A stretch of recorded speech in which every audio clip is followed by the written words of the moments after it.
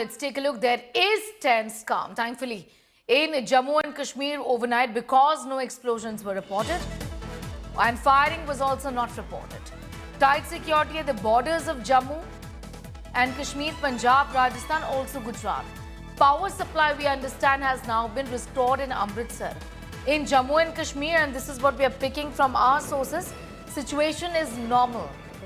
Through the 10th and 11th of May night, no reports of fire, enemy contact or hostile movement along the international border line of control. In Punjab, state and border district administrations are maintaining state of heightened security. Red alert maintained in Amritsar out of abundance of caution and security of the people. Robust border patrol mechanisms in place as well.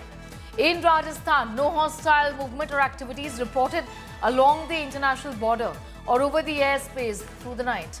Security establishment on a state of alert. In Gujarat, state headquarters and district administrations have held a review meeting. The situation is normal through the run and over the coast and airspace. General alerts is that the notice to mariners remains in place due to naval activity in EEZ.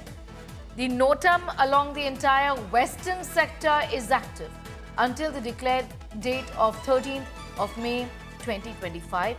This from our sources is what we're learning at this point in time.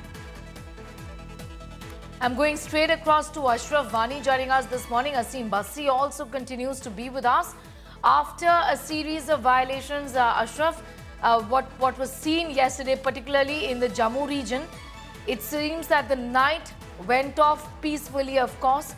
There is no easing as far as tensions are concerned. It's anticipated that anything could happen, and that's the reason why a tense sort of a calm that has been seen.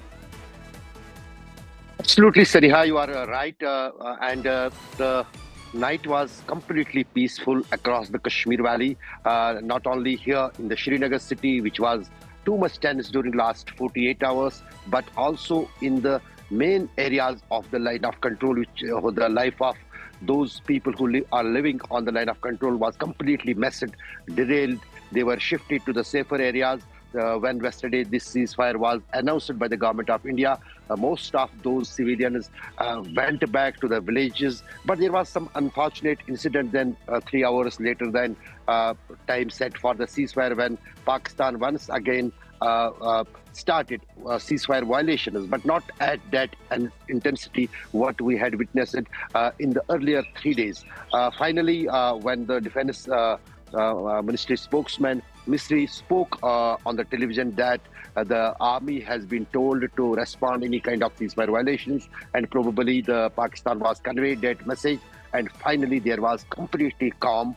The electricity was restored in the Srinagar at about 11 p.m. and then followed by the other parts of the Kashmir Valley.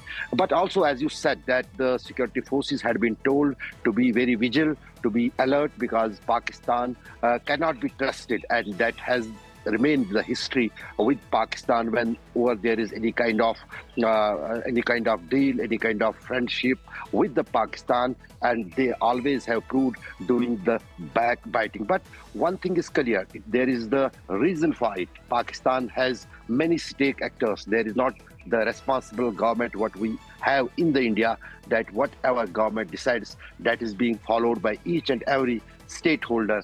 But in the Pakistan, army is running their own show. They are taking their own decisions. Government is running its own show and taking its own decisions. And also the third factor, that is the terror machinery, or we can say the terror groups. They did not follow both of them. They are also on their will and do. And that thing has happened yesterday also in the Nagrota area of Udhampur, where there was some exchange of fire on one of the military posts. One army personnel, what has been confirmed by the army, got injured in that terror firing. The area has been settled, cordoned off. There is a search operation, and also the investigation what was going on in the Pahalgam terror attack, that has resumed again. Early morning today, even today it is Sunday, but then there was a series of raids by the SIA, which is the Special Investigation Agency of Jammu and Kashmir Police, related to the Pahalgam terror attack on 22nd of April. And also, there is one important factor to the ceasefire. Well, it is implemented on the ground. It is visible on the ground. When the flights for the Srinagar will be resumed, when the IPL matches will get resumed, but it is expected that all will happen soon. The 12th May, tomorrow, is the very important day when the DGMOs of Pakistan and India will talk again, and probably then this ceasefire process will completely shape up. All right, I'm going to leave it at that for the moment. Ashraf, getting in those details, I'm also going to be joined. In fact, Asim continues to be with us, and so does Kamaljit Sandhu joining in this morning as well. I'm going to come to you first, Asim. State and border district administrations are maintaining a state of heightened security. Like I was, talking to Ashraf about this as well. No one taking any chances. All right, we have some news just coming in. State investigating agency raids are underway at multiple locations in South Kashmir. That's the information. This is in fact being done at this point in time. I'm going straight to Kamal for more on that. Kamaljit Sandhu joining us. Tell us what's going on right now. As raids are underway, I understand, in multiple locations in South Kashmir. What does that mean, Kamal? Well, it's a multi-pronged strategy because remember, even if there was action at line of control at international border, and what we saw was a joint security grid, is mostly the Indian Army and the Indian Air Force in action.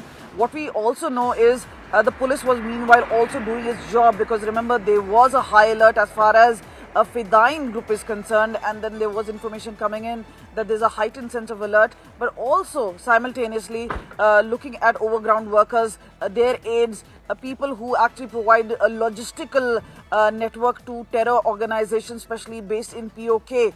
So this is where they're going for the jugular, because remember, these are people who are support system, who are providing those kind of logistical support to terror organizations, and that is how they can actually not just be the sleeper modules, but they can operate and have their tentacles in Jammu and Kashmir. So this is why ongoing raid, and we've seen earlier in 2019, just before August 5, 2019, when there was abrogation of Article 370. That's also when we saw simultaneous raids, whether it's by NI, by SI, the other organizations. So this is what we can tell you at this point of time, is that there are significant measures being put in place. Terrorism will not be tolerated. There's zero terrorism toleration policy, and that is why what we can tell you is there's a heavy pressure as far as J&K police is concerned. Remember, those perpetrators who carried out the Pahalgam terror attack are still at large. Search operations are being carried out, and with the sort of measures being put in place, they believe that they will get them within a month or so. Remember, there's already a lot of time which has gone by, but meanwhile, at least 130, 140 terrorists are lurking in Jammu and Kashmir.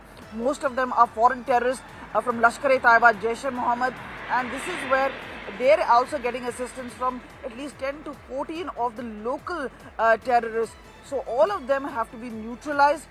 There is also a messaging given, especially to Pakistan, that any act of terrorism will be counted as an act of war.